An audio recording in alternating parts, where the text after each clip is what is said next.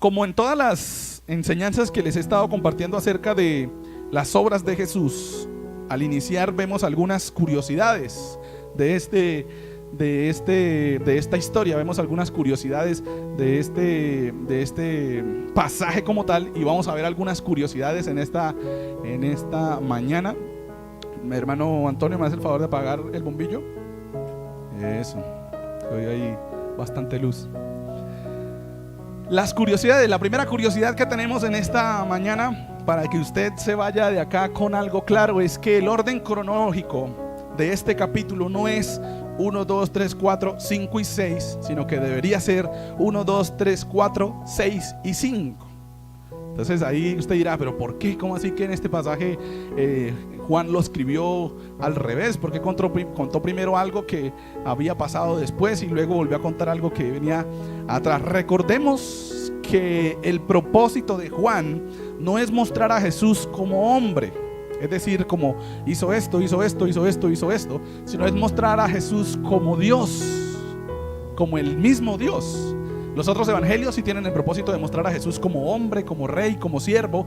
En este caso, Juan tiene la intención de mostrar a que ese hombre no solamente era un hombre, sino que ese hombre era Dios realmente. Entonces para él no era importante el orden cronológico en el que pasaron las cosas, sino qué fue lo que hizo, que demostraba que él era Dios. Entonces el orden cronológico es 4, pasamos al 6 y volvemos al 5. Ese sería el orden cronológico del pasaje, de estos 3 pasajes que están acá. La segunda curiosidad, y aquí nos vamos a ir de pronto un poco, yo espero que con una respuesta. La segunda curiosidad es que el versículo 4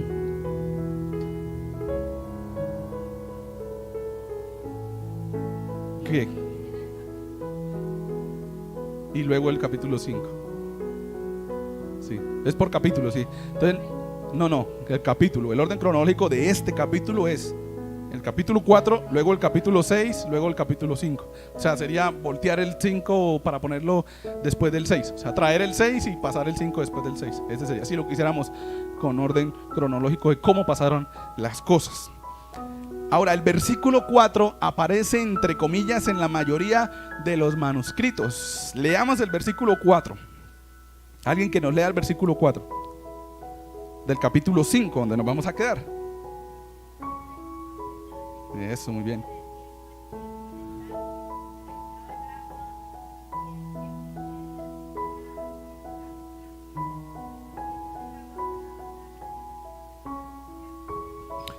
Ese pasaje nos dice que un ángel descendía de tiempo en tiempo al estanque y agitaba el agua, y el que primero se tirara ya al estanque después del movimiento del agua quedaba sano de cualquier enfermedad que tuviese. En muchos de los manuscritos aparece este pasaje 4, el versículo 4 entre comillas, y en muchos otros manuscritos, también muy leales al original, no aparece el versículo 4. En muchas de las Biblias que tenemos hoy, como la que tiene Mateo, no aparece el versículo 4. En nuestra Biblia aparece, pero si lo fuésemos a leer realmente como debería estar, si es que lo queremos tener, debería estar entre comillas, con una intención del autor, o no sabemos si del autor o de alguno de los copistas que de pronto estaban pasando las páginas y copiando y no les quedó claro y dijeron, vamos a aclarar un poquito acá esto para la iglesia, y de pronto creo fue como una confusión. Yo por mucho tiempo estuve pensando en eso, pero ¿cómo un ángel descendía a hacer eso en un estanque si ya estaba Jesús? No había necesidad de mandar un ángel. De pronto en el Antiguo Testamento sí, y así se hizo, ¿no? El Señor mandaba ángeles para que hablara con Lot, para que peleara con los patriarcas, para que en sueños, para que hiciera aquello, para que hiciera lo otro. Él iba mandando ángeles, incluso mandaba a Jesús. ¿Recuerdan cuando dice el ángel de Jehová y aparece con mayúscula? Pero acá ya está Jesús. Ya no había necesidad de un ángel, ya no había necesidad de mandar a alguien o a un mensajero. Recuerden que ese es el significado de ángel, mensajero, o sea que lleva un mensaje. Y en esta historia no está mandando ningún mensaje. ¿Qué hace el ángel? Baja, entre comillas, toca el agua, sacude el agua y la gente se bota ya, porque aparentemente el ángel bajó a hacerlo. Entonces, por ahora vamos a tener ese enunciado. El versículo 4 aparece entre comillas en muchos manuscritos y en otros tantos no aparece el versículo 4. Más adelante vamos a ver por qué o qué fue lo que pasó con ese versículo 4 y cómo le da la idea entonces ahora sí al pasaje. La tercera curiosidad es que Jesús estaba en Jerusalén por una de las 3 fiestas judías importantes a las cuales todo hombre debía ir a Jerusalén. Y ahí notamos que Jesús está cumpliendo la ley, porque eran 3 fiestas a las que tenían que ir todos: la Pascua, los tabernáculos y el Pentecostés. A esas 3 tenían que ir, no podía faltar ninguno de los judíos hombres en esa fiesta. De pronto mujeres podían faltar, pero la mayoría también iba a esas fiestas a Jerusalén. Y es por eso que Jesús está ahí, porque en ese momento estaba pasando la fiesta del Pentecostés. La cuarta curiosidad: el pozo del cual estamos hablando tenía unas medidas aproximadamente de 120 metros de largo por 60 de ancho. Entonces era un pozo grande, ¿no? Nuestra imagen a veces es como de un pozo pequeño, ¿no? E incluso las imágenes de las películas, ¿no? Que es una piscinita por ahí de 6 por 8, por 9, por ahí más o menos, por muy grande que sea, ¿no? Pero era algo bastante grande y ahorita vamos a tratar de ver ahí algunas imágenes. Y la profundidad máxima que alcanzaba este pozo era de 13 metros de profundo. Entonces era un pozo amplio. Esas son algunas de las curiosidades. Ese pozo del cual estamos hablando no era un pozo común, no era un pozo normal como cualquier otro pozo que podía existir en la tierra de Israel. Era un pozo especial porque tenía, sí, lo descubrieron en 1970 y algo. Hasta 1970 y algo se creía que este pasaje del capítulo 5 era simplemente una historia que Juan había querido poner y que se había inventado, quizás porque no se encontraba el pozo ese de Betesda con de pronto las características que muestra de los 5 pórticos. Por muchos años se creyó que el pozo era pentagonal, ¿sí? Se dice, ¿no? Que son 5 partes, porque dice 5 pórticos, ¿no? 5 lados, perdón, porque dice 5 pórticos. Por muchos años se empezó a buscar eso, creyendo que se iba a encontrar un pozo con esa figura y con puertas alrededor, pero no es así. Vamos a ver ahora algunas características de este pozo. Ahí tenemos una reproducción 3D de lo que en ese momento pudo haber sido el pozo de Betesda. Según los teólogos, eran 2 pozos realmente, 2 pozos grandes, amplios, en el cual uno tenía un propósito especial y el otro tenía otro propósito aparte. Uno de ellos, aparentemente el más grande, que es este, tenía el propósito de mantener agua para el suministro de la ciudad, como cualquier pozo de esos, que de pronto esos tanques que hay en las casas arriba, más o menos esa idea, pero no solo para una casa, sino para las que estaban a su alrededor. Entonces, es decir, ellos venían ahí, sacaban agua y se la llevaban para sus casas o si necesitaban. Y el otro pozo, que es en el cual ocurrió esta historia de la cual estamos hablando, del paralítico, tenía aparentemente, según lo que se puede estudiar, podía tener dos características. Uno, que era para el lavamiento y purificación de las ceremonias judías. Es decir, que los sacerdotes venían ahí y se lavaban los pies o se lavaban las manos antes de ir a ofrecer un sacrificio, y que también se lavaban ahí las ovejas y las ofrendas que se iban a dar a Dios antes de sacrificarlas en ese pequeño. La segunda, que yo creo que es la más acertada, dice que este pozo en realidad era un pozo con un ritual o con un ofrecimiento a un dios grecorromano, el cual se llama Esculapios. No sé si alguna vez han escuchado de Esculapios, ¿no?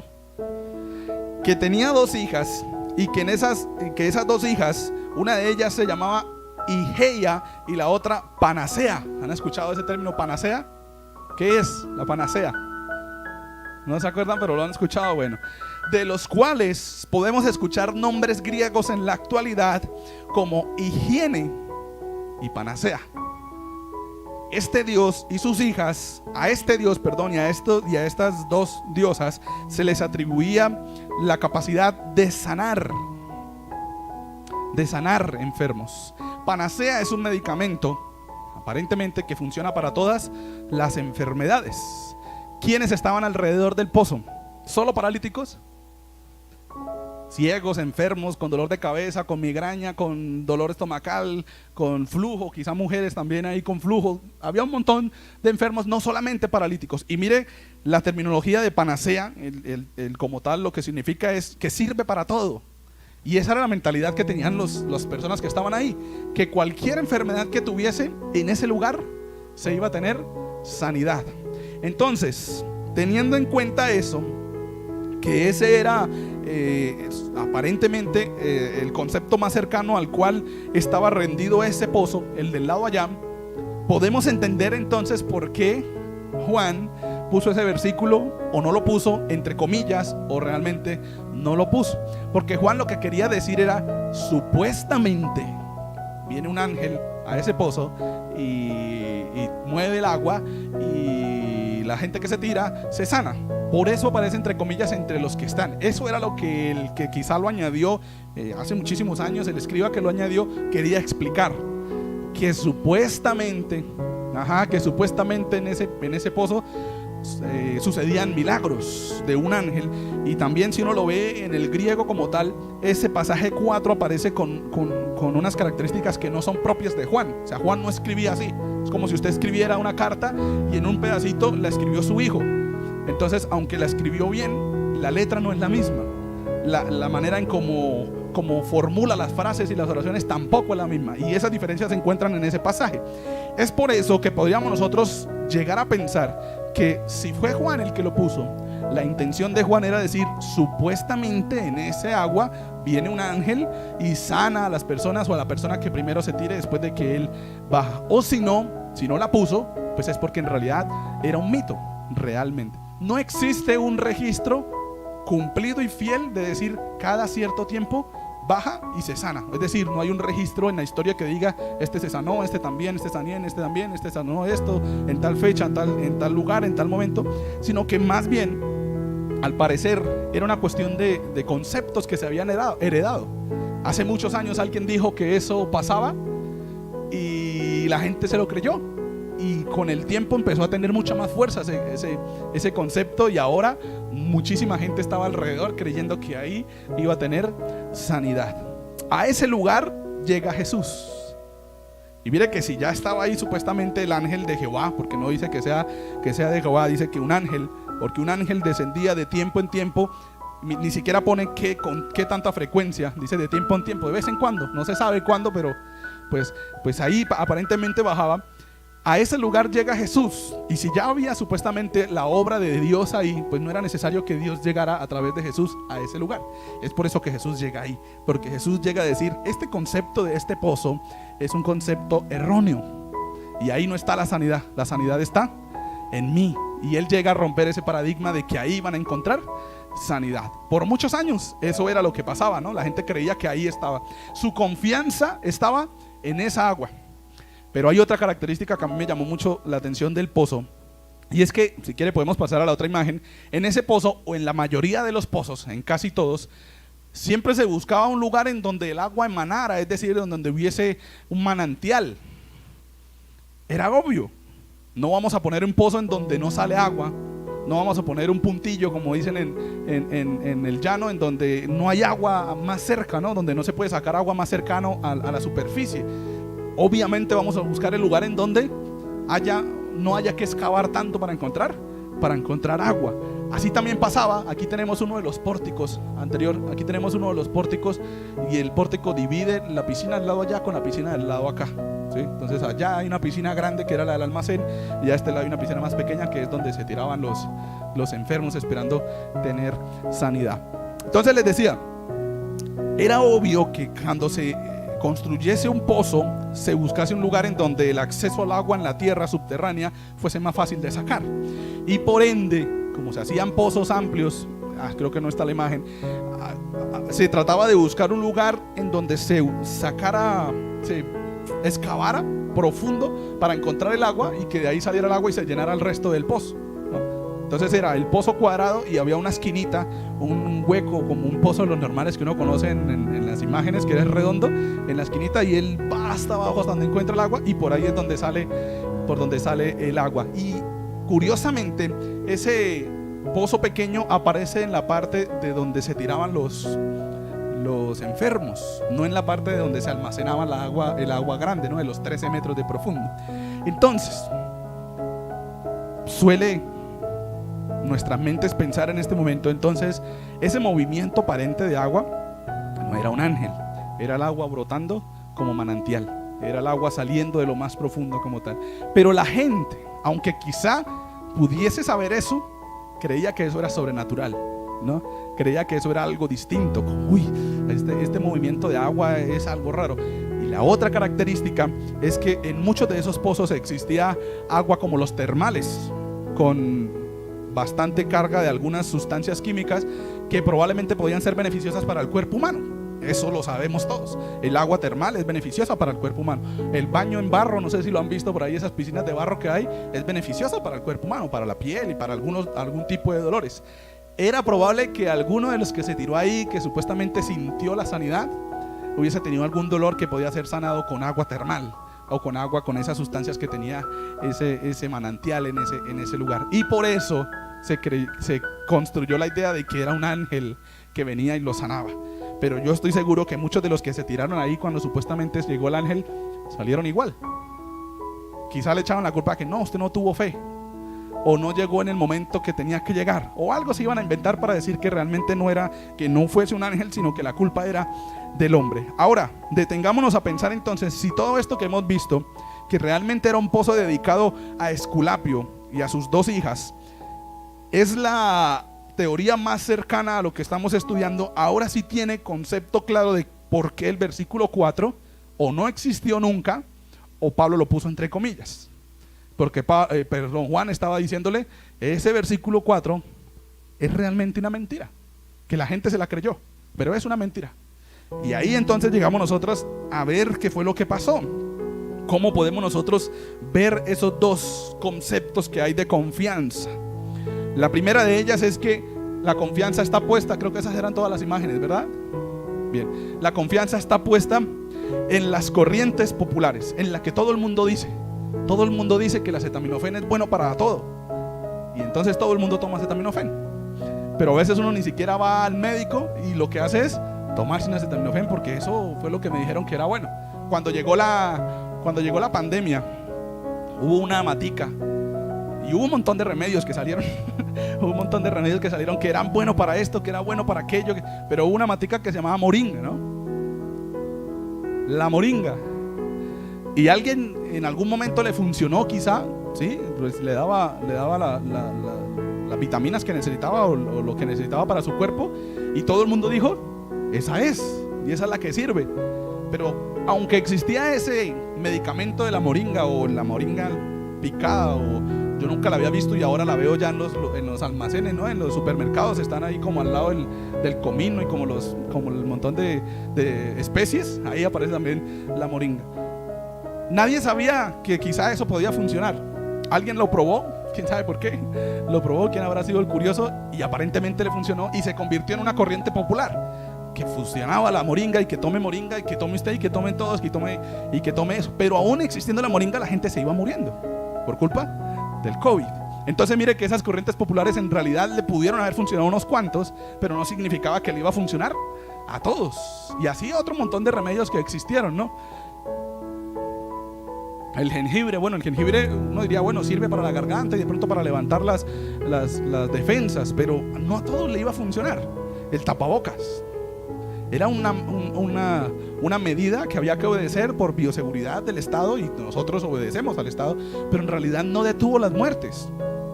Siguió la gente muriéndose por culpa del COVID, y con tapabocas puestos estaban muriendo. Entonces mire que eran corrientes populares y la gente ponía su confianza en eso, en el alcohol, en el desinfectante, todavía lo tenemos ahí, en el tapabocas. Es que sin tapabocas yo me voy a morir, y se morían con tapabocas.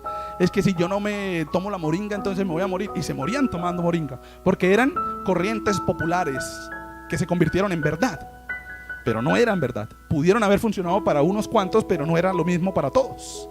Y en ese mismo sentido están los enfermos acá, colocando su confianza en el pozo.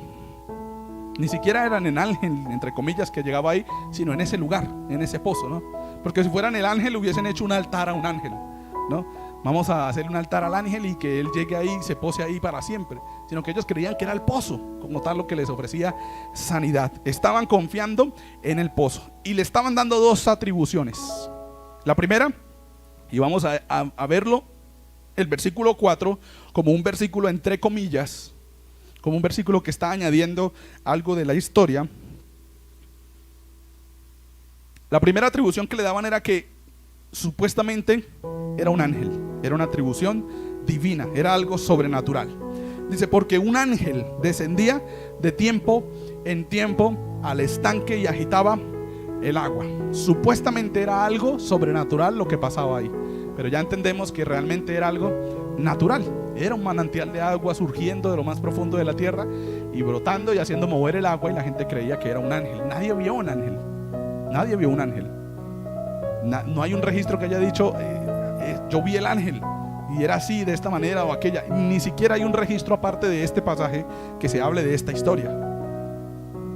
Es solamente esta historia en Juan capítulo 5. Supuestamente era un ángel. La creencia judía decía que era un ángel, y también la misma religión lo estableció como un ángel para que la gente se amarrara a eso, para que la gente no se desenfocara de pronto a buscar otro tipo de religión, sino que dijera, este es el ángel que viene, y que los sacerdotes vinieron acá y dijeron que era un ángel porque pudo haber pasado de esa manera. Tenía atribuciones divinas y además de eso le dieron atribuciones curativas.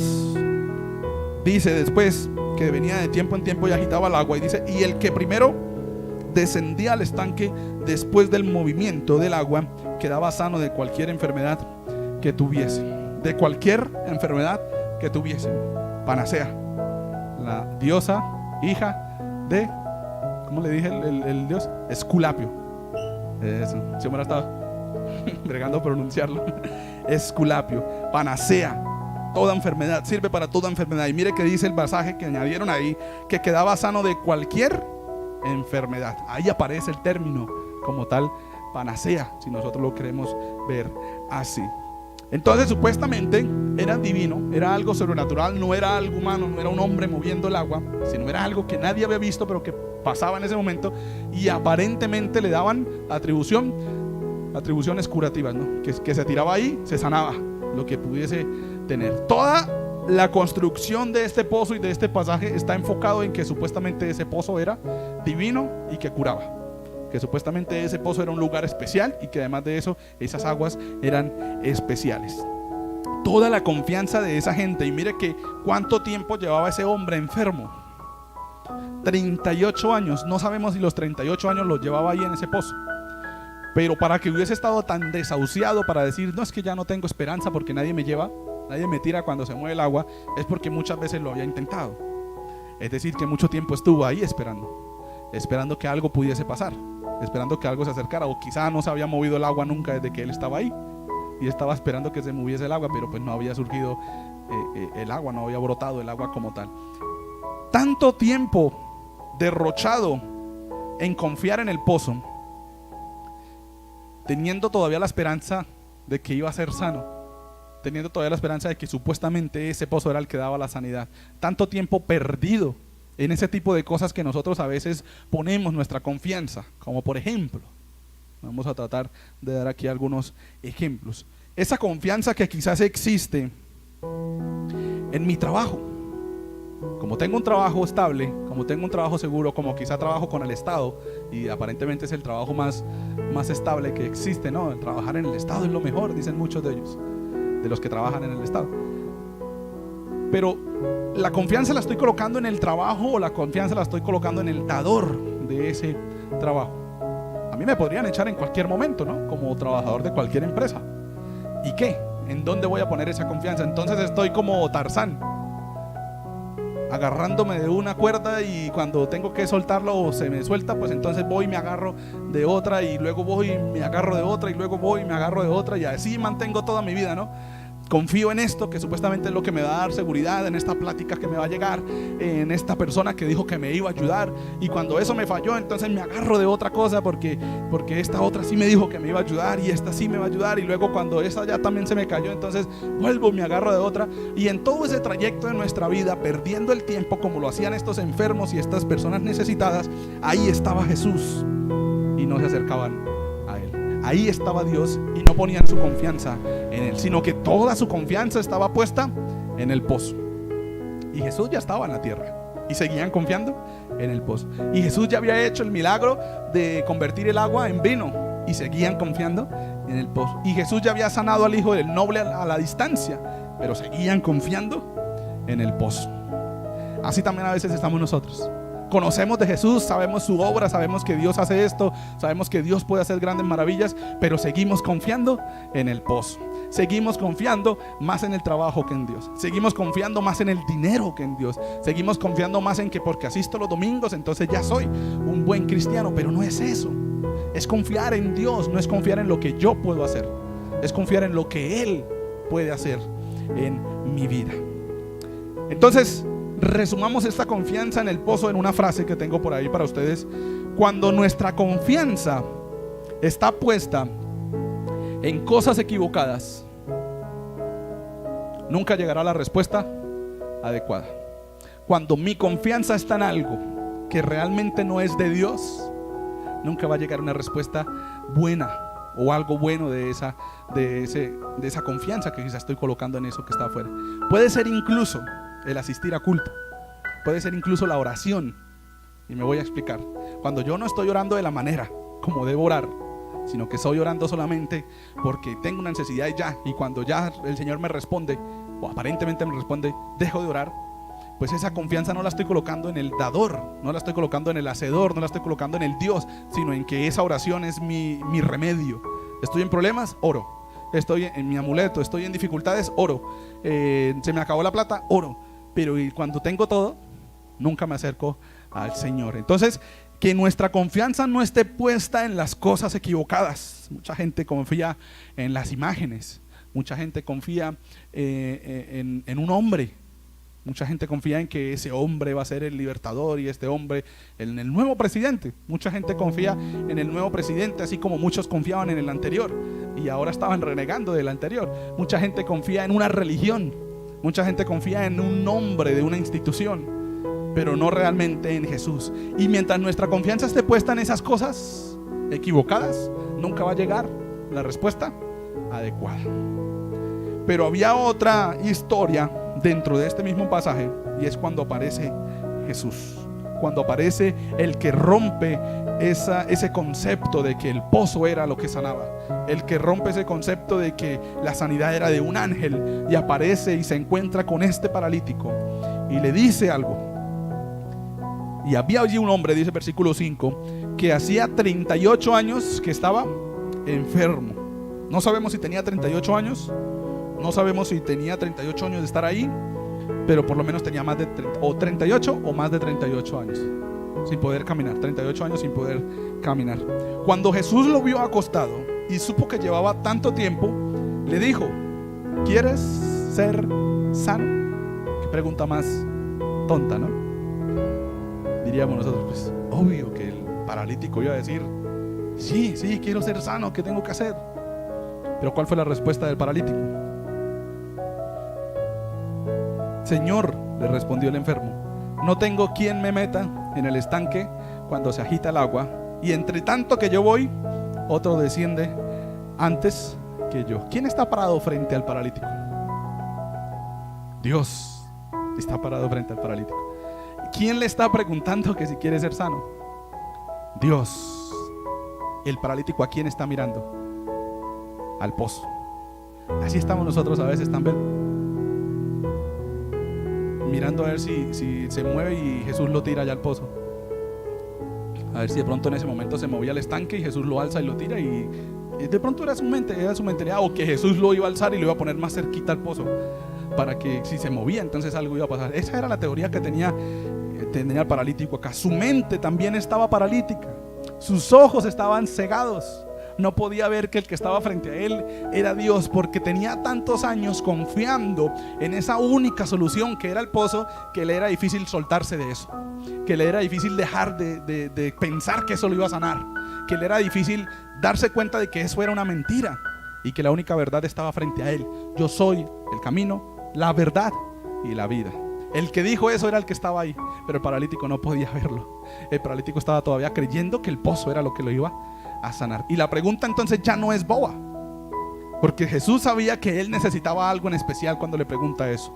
Confianza en Dios, cuando nuestra confianza está puesta no en las corrientes populares, sino en la corriente de agua viva, que es el Señor.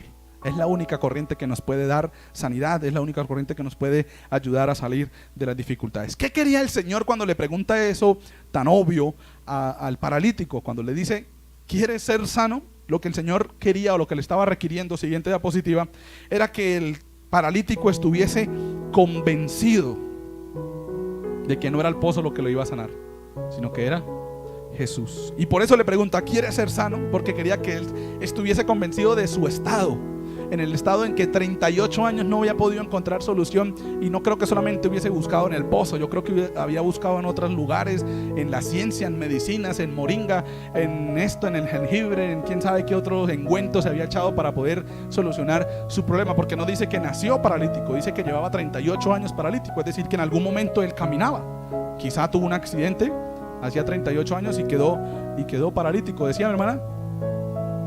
Quizá en brujería estaba, de pronto también se acercó a la brujería buscando esa alternativa, y en ese momento está buscando la idolatría, porque está en el pozo en el cual se rendía culto a Esculapios, y en ese sentido estamos viendo que él creía que era una imagen, era un ser lo que lo iba a sanar, ¿no?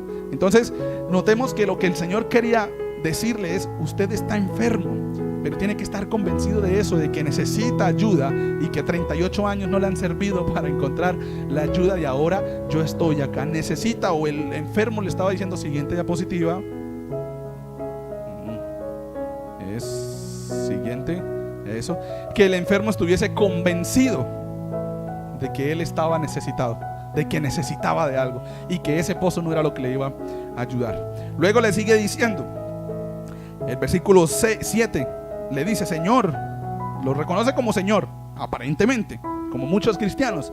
Yo sé que Dios existe, pero mi confianza está puesta en otra cosa que no es Dios. No tengo quien me meta en el estanque cuando se agita el agua, y entre tanto que yo voy, otro desciende antes que yo. Jesús le dijo, levántate, toma tu lecho y anda. Jesús no le dijo, eso es mentira, eso del pozo es mentira, porque no era su intención de pronto negarlo con su palabra, era la intención negarlo con su obra.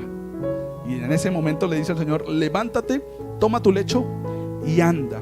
Lo segundo que requiere confiar en Dios, cuando usted confía en el Señor, lo primero tiene que estar convencido de que no hay otra cosa fuera de Dios que lo pueda ayudar. Lo segundo es que requiere de acción. El Señor le está ordenando que haga algo. No le dice, venga, lo ayuda a levantarse. No, le dice, usted levántese por usted mismo, tome su lecho por usted mismo y váyase. No le dice, venga, lo ayudo, que usted ya es sano. Hágale, le está diciendo, hágale, usted ya es sano. Y en ese momento, cuando el Señor pronuncia, él ya era sano. Si él no hubiese tomado la acción de moverse, pues ahí se quedaba otros 38 años, ya habiendo experimentado la sanidad del Señor. Probablemente sano, pero con su mente paralítica de que todavía era alguien lisiado. Necesita, o el Señor lo que quiere de nosotros cuando confiamos en Él, es que primero estemos convencidos de que Él es la solución. Segundo, que actuemos, no que nos quedemos ahí, bueno, el Señor, quién sabe qué hará. El Señor, esperemos a ver qué pasa. Sí, hay que esperar cuando el Señor va dando la luz verde, pero cuando el Señor la da, hay que hacerle, ¿no? Porque a veces nos quedamos ahí como en que, no sé, hay que hacerle, hay que movernos. El Señor le dijo, levántate, toma tu lecho y anda. Entonces lo segundo es que requiere de acción, pero esa acción sin algo más era totalmente perdido. Y es que lo tercero es que el confiar en Dios requiere de obediencia. Lo que les decía, si el paralítico no se hubiese parado y no hubiese obedecido a Jesús, ahí se quedaba otros 38 hasta que se muriera, creyendo que realmente estaba enfermo, pero el Señor ya le había dado la sanidad. Y el Señor nos dejó su palabra para que vayamos a ella y encontremos la solución a nuestros problemas. El Señor nos dejó el Espíritu Santo para que acudamos a Él y encontremos la paz y encontremos la tranquilidad en medio de los problemas. El Señor ya nos dotó de habilidades y nos dotó del fruto del Espíritu, nos dotó de dones, como veíamos el domingo pasado. Pero nosotros a veces nuestra mente sigue estando paralítica y creemos que estamos enfermos, o que no hemos podido salir de esto porque el Señor no me ha querido ayudar. Y quizá el Señor ya me está diciendo, hágalo, pero yo no he querido obedecerle. Quizá el Señor ya me está diciendo, deje de hacer esto, deje de hacer aquello, deje este pecado, olvídese de eso, suelte esa confianza que tiene en el pozo y acérquese a mí y confíe en mí, pero yo sigo creyendo que el Señor no me ha hablado todavía. Requiere de obediencia. El paralítico actuó sin importar las tradiciones y sin importar el qué dirán. ¿Cuándo sanó Jesús al paralítico? ¿Qué día era? El día de reposo, ¿no? El día de reposo. ¿Se podía? No se podía sanar, ni él podía moverse, el paralítico, porque eso era la ley. No podían moverse de donde estaban. Ese día tenían que quedarse en su casa, no hacer movimiento, no salir de su casa, ni siquiera podían cocinar. Tenían que prepararlo desde el día anterior. Todavía si es así, tenían que prepararlo desde el día anterior y tenerlo ya todo listo para el siguiente día y estar enfocados en descansar como tal. No era únicamente el hecho de que Jesús lo sanó lo que estaba mal, sino también el hecho de que el paralítico se paró y se fue. Eso también estaba mal. Entonces el paralítico actuó, obedeció sin importar lo que le iban a decir, sin importar la tradición del día de reposo. En ese momento entendió que esa persona que lo sanó era más poderoso que el supuesto ángel que llegaba al pozo a mover las aguas. Requiere de convencimiento, que usted esté convencido de que necesita del Señor y que solo Dios lo puede ayudar. Requiere de acción, el Señor le está dando órdenes para que usted haga algo, pero requiere de obediencia. Hay que obedecerlo en lo que Él nos diga. Y al instante, dice el versículo 9, aquel hombre que 38 años había estado tirado ahí en el piso, que quién sabe cuántos años estaba esperando el pozo que se movía, entre comillas, fue sanado y tomó su lecho y anduvo, y era día de reposo aquel día. Yo creo que el paralítico había intentado pararse ya muchas veces, y esta era una de tantas, pero en esta ocasión el que lo mandó fue Jesús. En la otra ocasión lo que lo movía era que el pozo supuestamente se estaba moviendo. Yo no me imagino cómo habrá sido el corazón o la alegría de ese hombre al hacer esos movimientos que ya había intentado tantas veces y que no le habían funcionado para pararse, pero esta vez sí. El sentir que en ese momento en el que empezó a hacer ese movimiento que quizá ya lo había hecho tantas veces, algo raro estaba pasando y se pudo poner de pie. Imagínense la cara de esa persona después de 38 años tirado en el piso. Después de 38 años comiendo polvo ahí abajo, porque no era que estuviese pavimentada las calles y qué bonito todo, como una ciudad, ¿no? que están en los andenes ya bien acomodaditos, las personas que de pronto duermen ahí. No, en esa época eran el barro, si llovía se mojaban. Yo me lo imagino sucio, lleno de barro, puerco, sin bañarse, porque pues ese pozo no era para bañarse, ese pozo era para que aparentemente fuese sanado.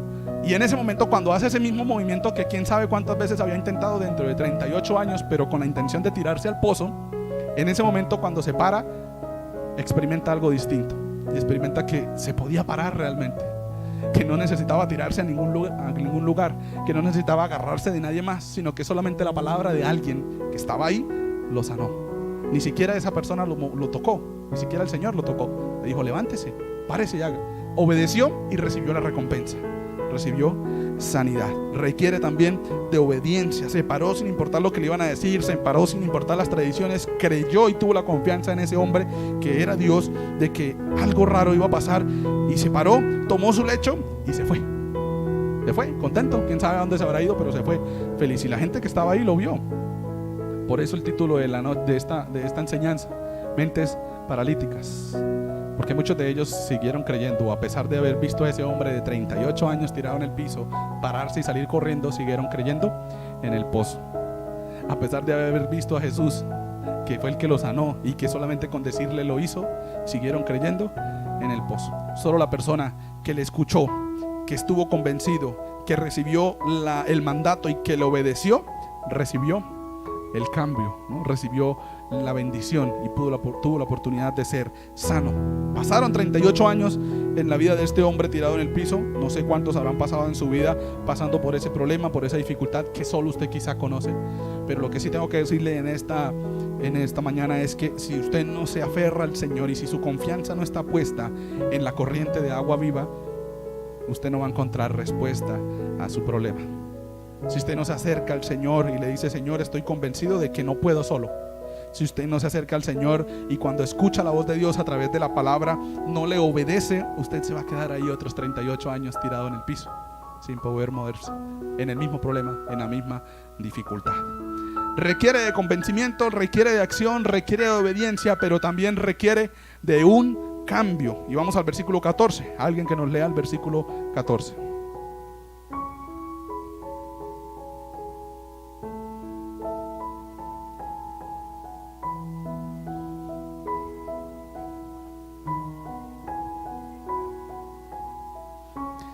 Se encontró otra vez Jesús, porque el paralítico se paró y se fue, obedeció, ¿no? Jesús no le dijo, levántese, tome su lecho y quédese aquí. Jesús le dijo, levántese, tome su lecho y váyase. ¿Y qué hizo el paralítico? Se paró, tomó su lecho y se fue, obedeció, ¿no? Parecía ilógico, pues por lo menos quédese ahí con Jesús o vaya con Jesús. Pero la orden era esa. Bueno, no sabemos si de pronto le dio gracias o no le dio gracias, pero la orden era esa. Jesús le dijo, levántese, tome su lecho y váyase. Y así lo hizo el paralítico. Ahora cuando se lo vuelve a encontrar en el templo, le dice, mira, has sido sanado. Él lo reconoció, pero ahora no peques más para que no te venga alguna cosa peor. ¿Será que a él le quedó claro ese concepto después de haber vivido 38 años en el piso? ¿Será que él estaba dispuesto a arriesgar? Y si de pronto hago esto malo, ¿será que sí vuelvo a caer en la parálisis y quedar otra vez en el piso? Yo creo que el paralítico ahí en adelante le quedó claro que lo que el hombre que le había sanado le decía en ese momento, siendo Dios, era lo que tenía que hacer, no pecar más. Es por eso que no solamente requiere de obediencia, sino que también requiere de un cambio. Que usted no vuelva a ser el mismo paralítico, que usted no vuelva a ser ese mismo sucio que estaba allá tirado, que usted no vuelva a ser esa misma persona que confiaba en otras cosas antes que en Dios, sino que usted sea ahora una nueva persona, un nuevo hijo de Dios.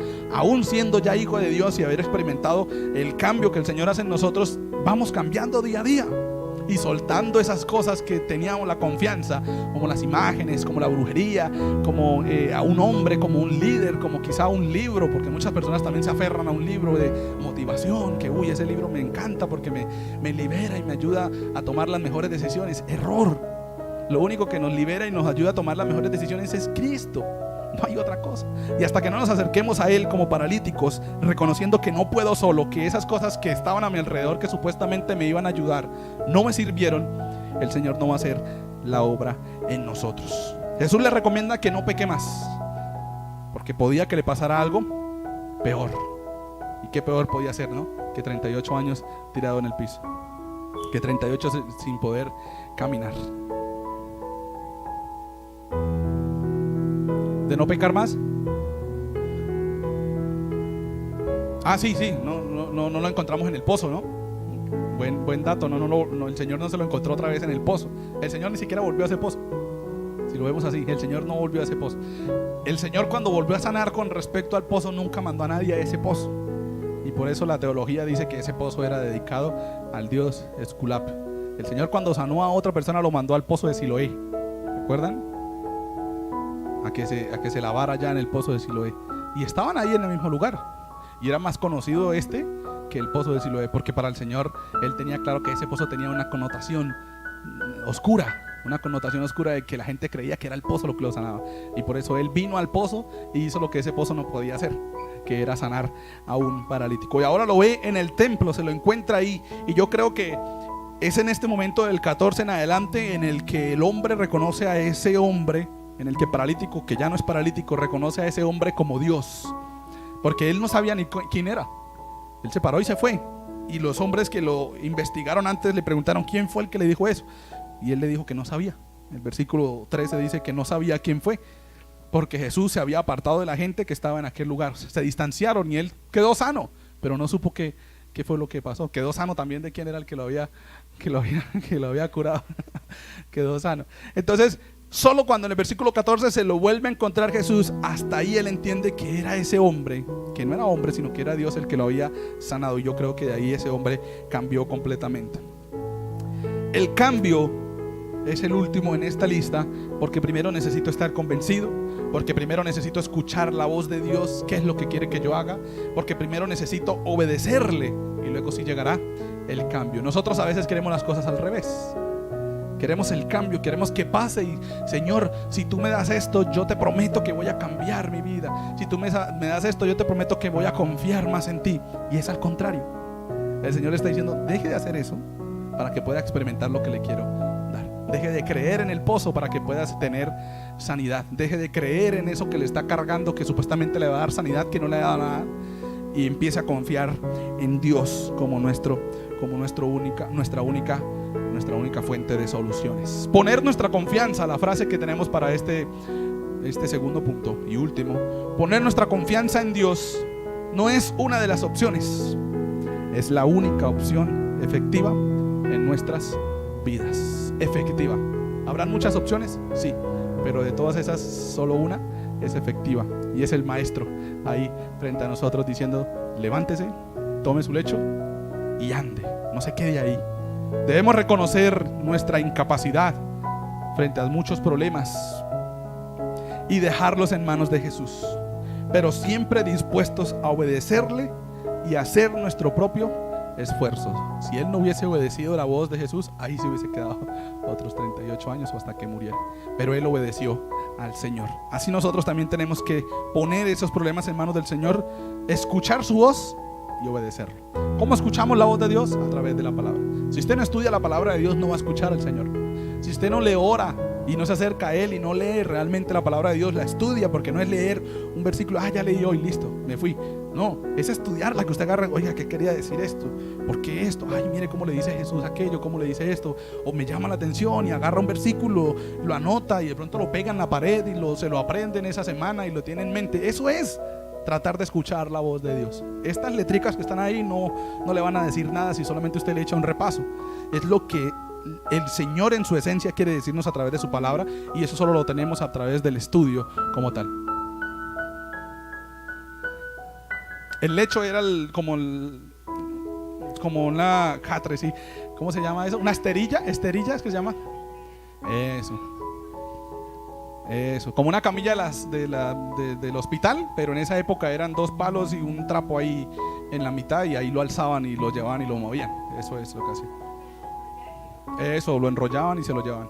2 palos con una sábana en la mitad, y ahí lo acostaban y lo alzaban entre 2 personas y se lo llevaban. Como las camillas de los partidos de fútbol.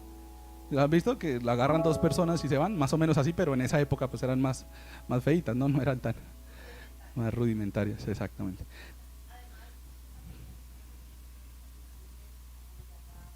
Sí, quizá su espalda, ¿cómo estaría, no? Sus músculos que todavía medio le funcionaban, ¿cómo podían estar de atrofiados, no?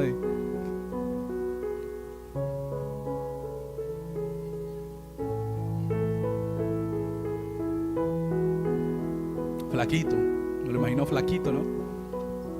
Mi nona hace poco falleció y ella estuvo casi 7 años en cama, postrada, y en 7 años estaba muy flaca, ya estaba supremamente flaca, perdió el conocimiento de algunas cosas, se le olvidaban de estar ahí, obviamente por la edad ya también, pero este hombre llevaba 38 años así, 38 años ahí tirado en el piso, ya no era nadie para la sociedad.